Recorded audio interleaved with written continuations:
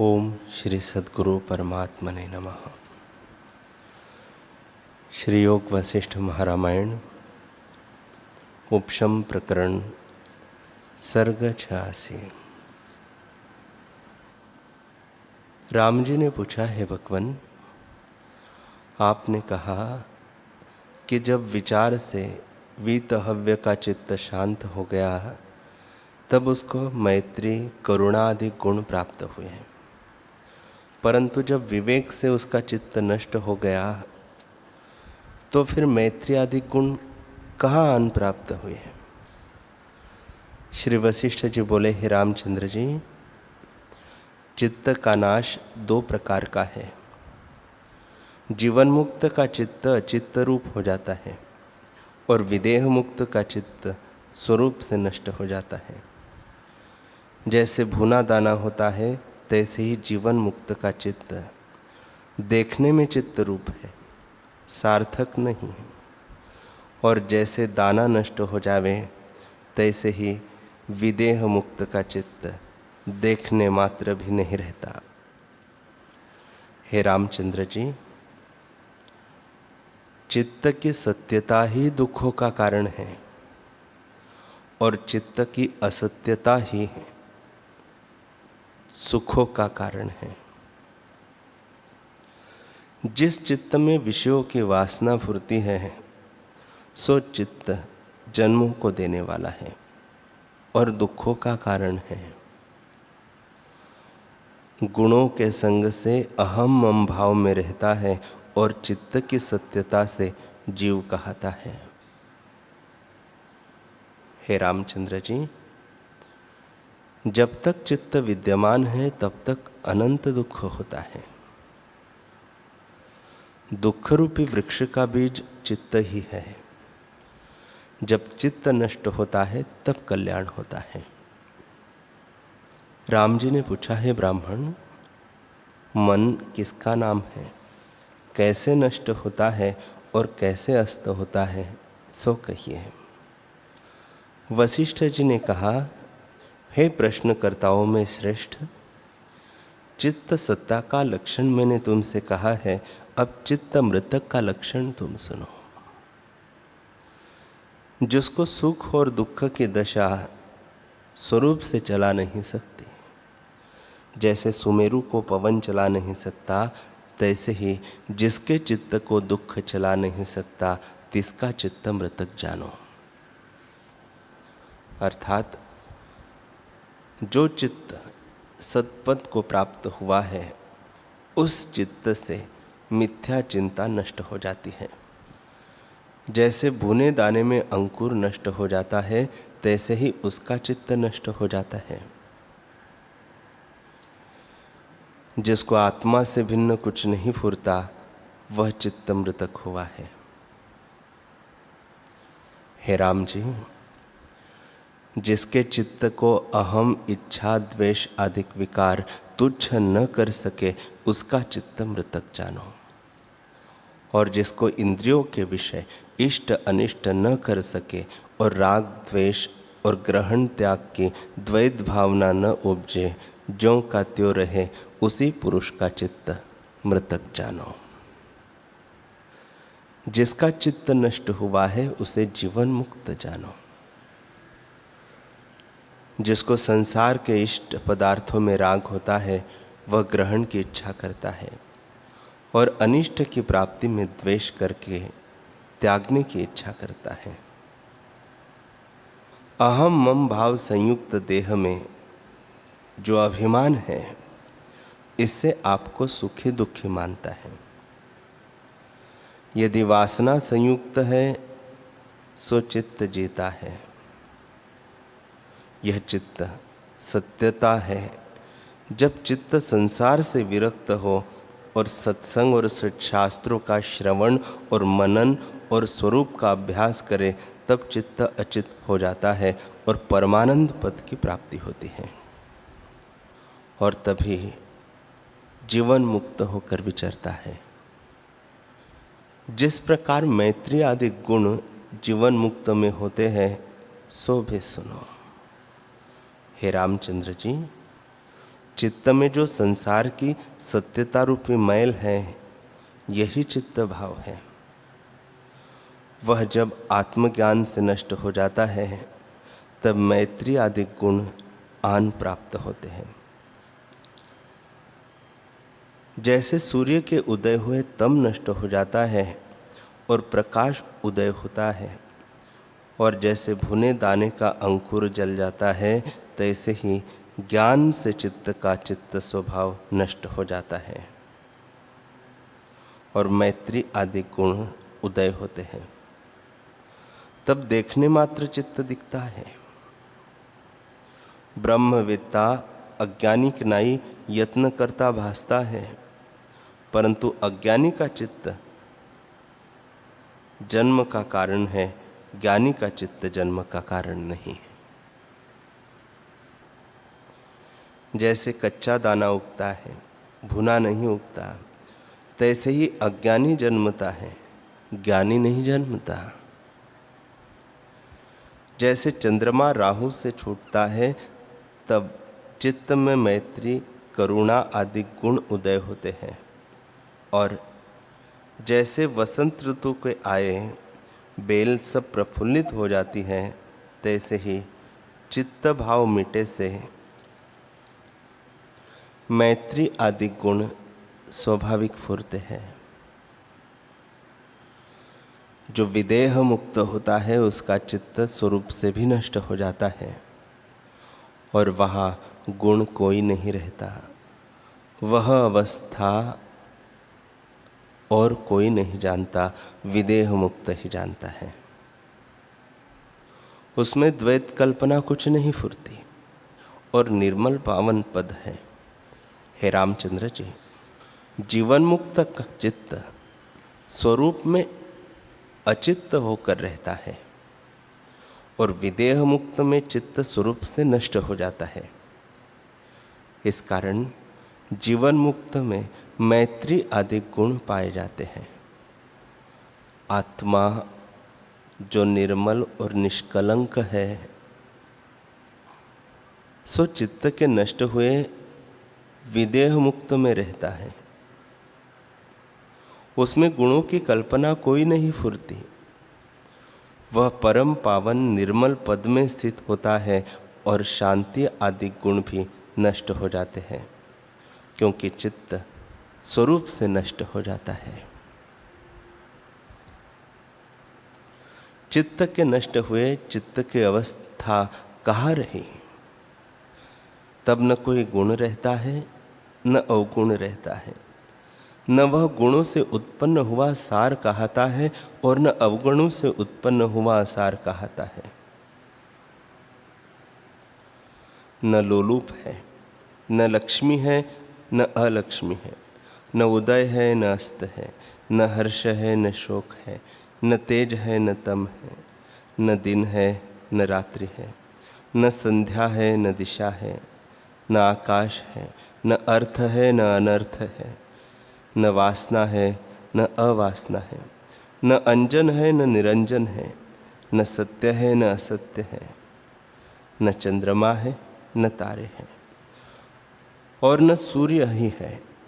ऐसा जो सर्वकलना से रहित शरत काल के आकाश की नाई निर्मल और बुद्धि से परे पद है, उसमें और की गम नहीं।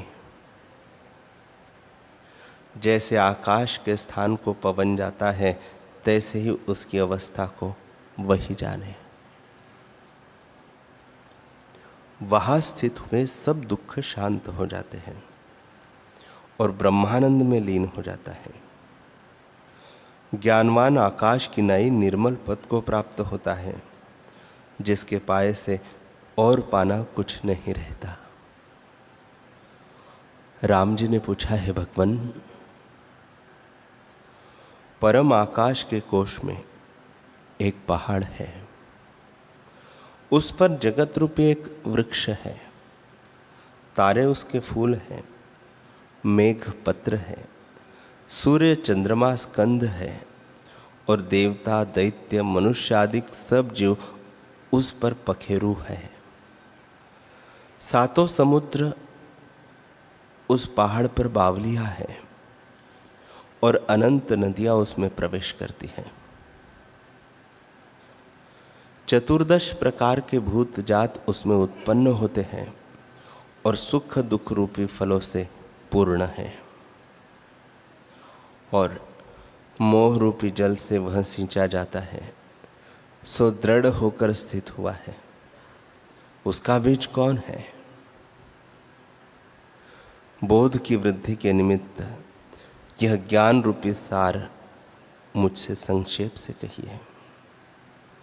श्री वशिष्ठ जी बोले, हे रामचंद्र जी, इस संसार का बड़ा बीज चित्त यानी अहंता है, जिसके भीतर आरंभ की घनता है। जब शुभ अशुभ का आरंभ शरीर का अंकुर होता है, तब शुभ अशुभ करता है। इससे संसार का बीज चित्त ही है और शरीर का बीज भी चित्त ही है। राजस, सात्विक और तामस वृत्ति उसकी टहनियाँ है। वही जन्म मरण का भंडार है और सुख दुख रूपी रत्नों का डब्बा है।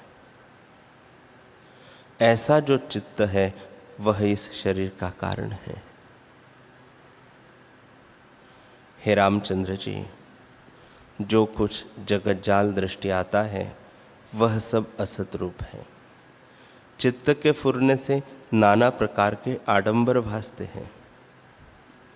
जैसे गंधर्व नगर नाना प्रकार के आरंभ सहित भ्रम से भासता है और संकल्प पूर्व भासता है, सो असत है, तैसे यह जगत असत है।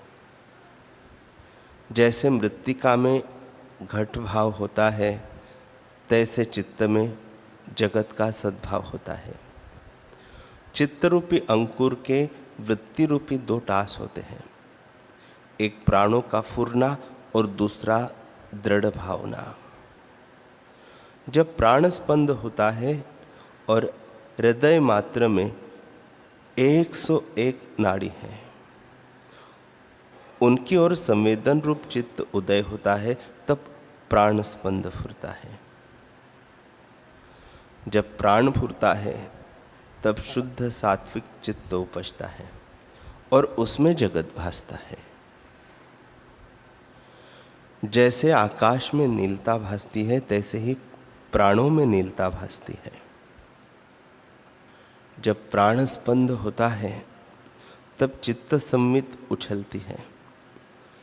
जैसे हाथ से ताड़न किया गेंद उछलता है, जैसे प्राण स्पंद में सर्वगत सम्मित उपलब्ध रूप होती है और वह प्रतिबिंब रूप होकर सात्विक भाग में स्थित होती है और महासूक्ष्म से सूक्ष्म है, जैसे वायु में गंध रहती है। वही संवित रूप को त्याग कर जब बहिर्मुख धावती है, तब उससे नाना प्रकार के जगत भासते हैं और नाना प्रकार की वासना उठती है और उनसे अनेक दुखों को प्राप्त होता है। इससे हे राम जी, संवित को अंतर्मुख रोकना ही कल्याण का कारण है।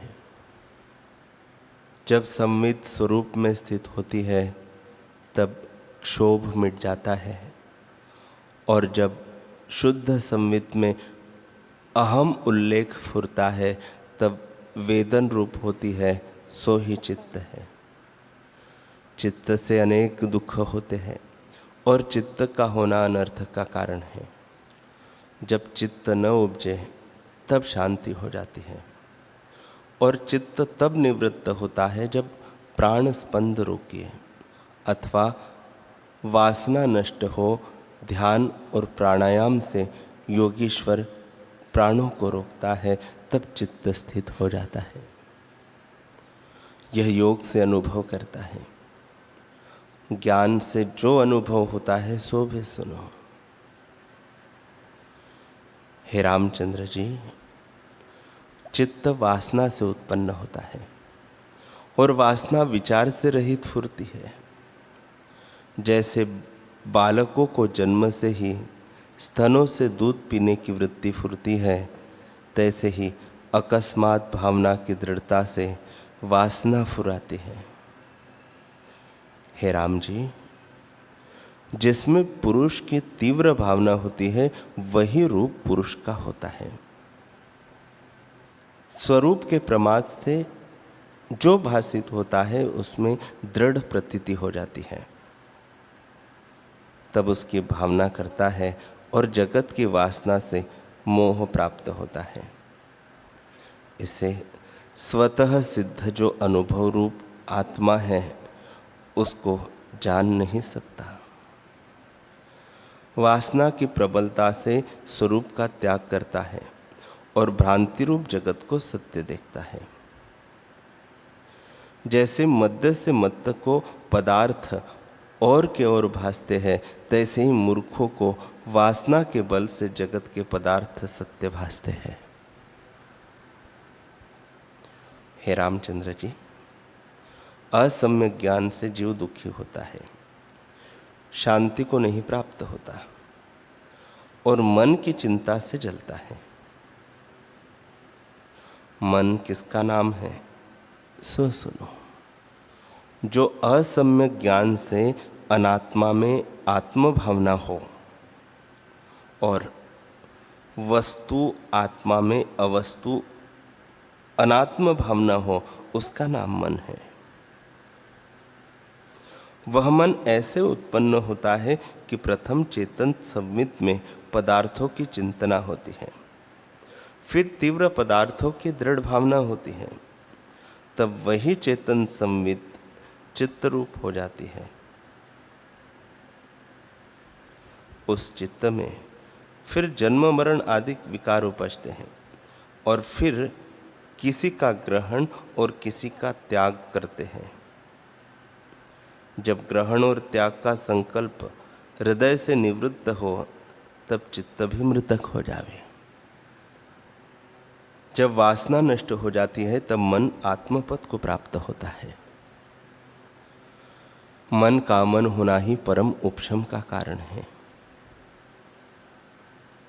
हे राम जी, जो कुछ जगत के पदार्थ है उनकी अभावना कीजिए और सब अवस्तुभूत जगत का त्याग कीजिए, तब हृदय आकाश में चित्त शांत होगा। हे राम जी, चित्त का स्वरूप इतना है, जब पदार्थों से रस उठ जावे तब फिर चित्त फिर नहीं उपजता। जब तक पदार्थों का रस फुरता है तब तक स्थूल रहता है और असम्यक ज्ञान से अनात्मा में जो आत्म भावना है, ज्यों ज्यों यह दृढ़ होती है, त्यों त्यों चित्त रूपी वृक्ष अनर्थ के निमित्त बढ़ता जाता है। और जो जो अनात्मा में आत्मबुद्धि निवृत्त हो जाती है, अर्थात अवस्तु में वस्तु बुद्धि नहीं होती, त्यों त्यों चित्त रूपी वृक्ष क्षीण होता जाता है।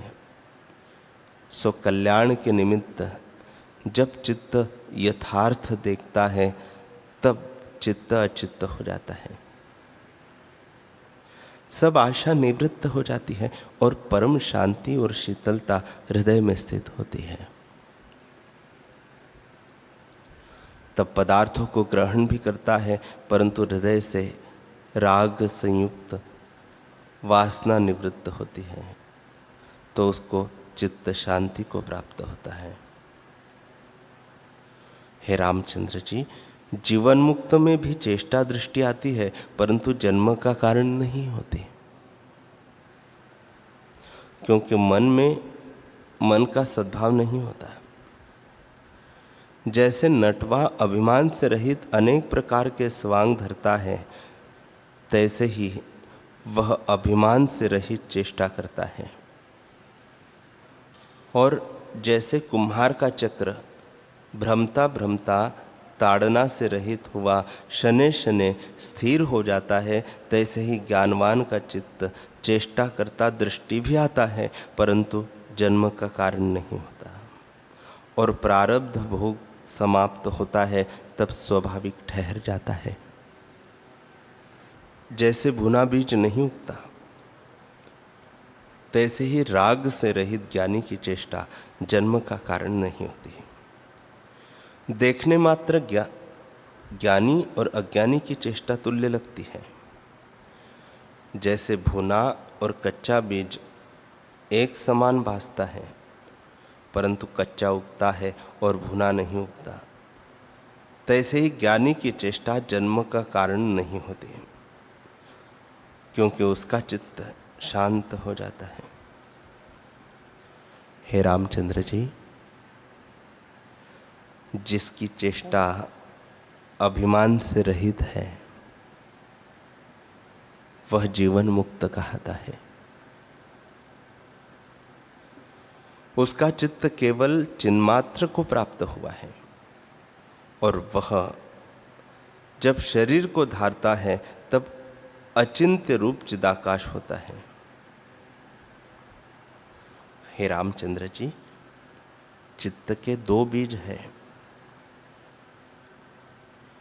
एक प्राणों का फुरना और दूसरा वासना का फुरना। जब दोनों में एक का अभाव हो जाता है तब दोनों नष्ट हो जाते हैं। ये परस्पर कारण रूप है।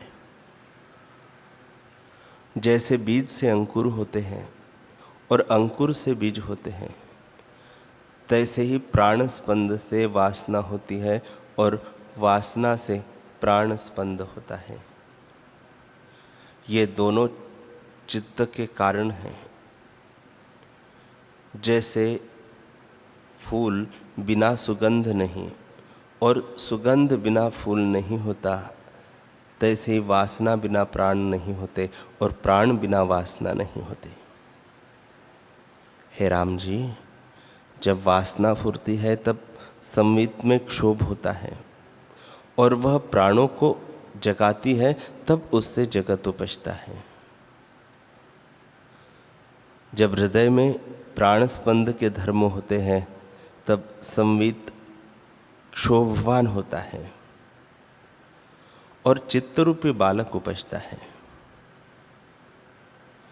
इस प्रकार वासना और प्राण दोनों चित्त के कारण हैं।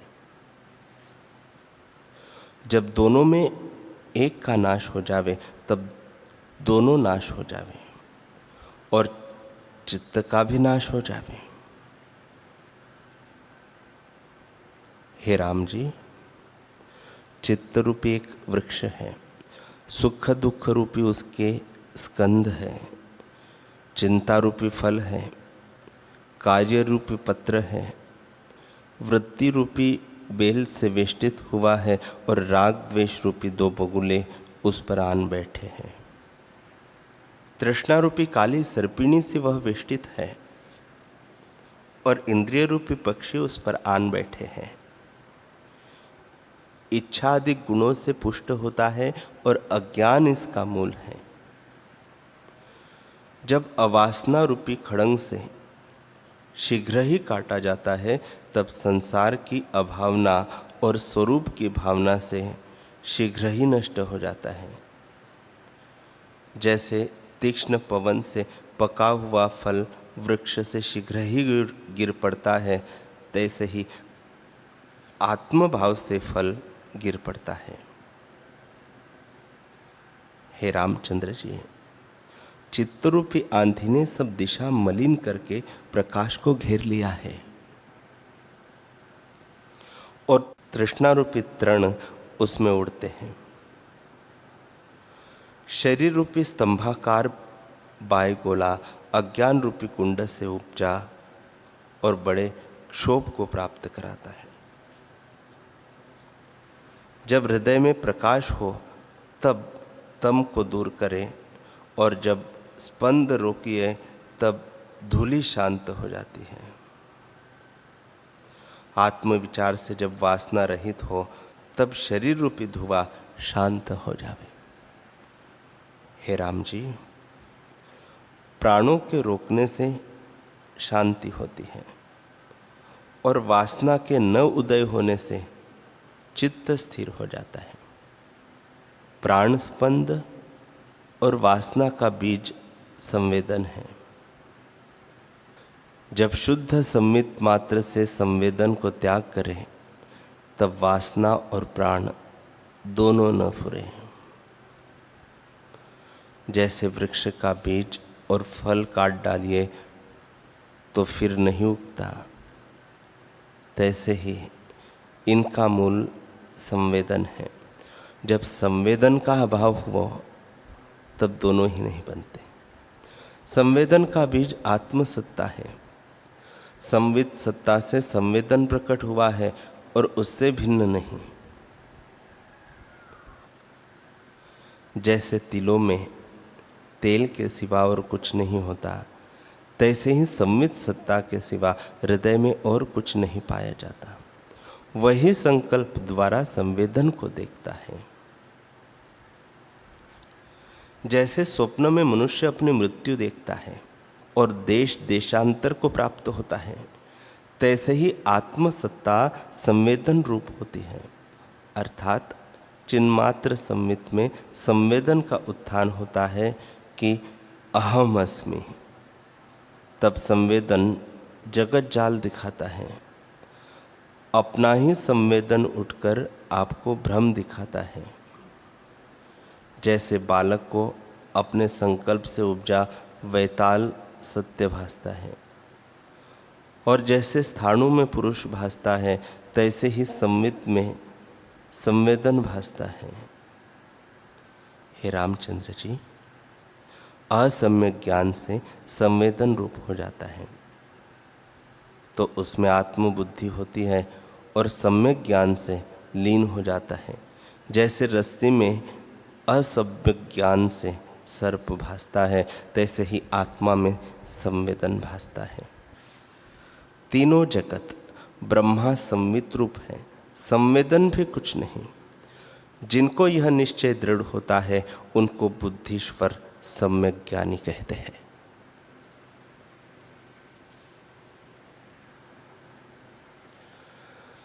हरि ओम।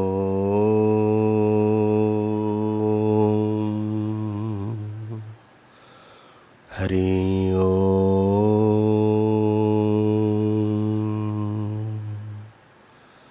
ओम सहनावतु सहनो भुनक्तु सह वीर्यं करवावहै तेजस्विनावधीतमस्तु मा विद्विषावहै।